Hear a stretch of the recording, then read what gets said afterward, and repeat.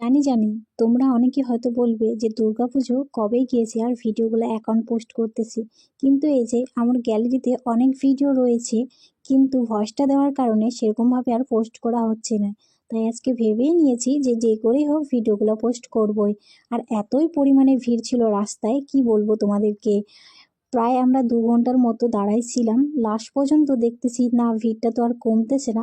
মায়ের দর্শন তো করতেই হবে, যেহেতু আমরা মাকে দেখতে এসেছি।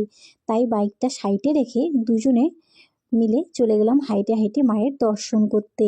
আর কারা কারা খড়িবাড়ি প্যান্ডেলে দেখতে গেছো মায়ের দর্শন করতে, অবশ্যই কমেন্টে জানাইও সবাই।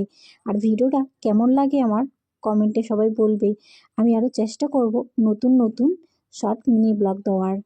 তো সবাই ভালো থাকবা, সুস্থ থাকবা। কালী পুজো তো চলে এলো, তাই ভাবলাম দুর্গা পুজোর যত ভিডিও রয়েছে আমার গ্যালারিতে সবগুলোই আমি আগেই পোস্ট করে দিব, কেননা আমার গ্যালারিতে ফুল হয়ে যায় অনেক ভিডিও।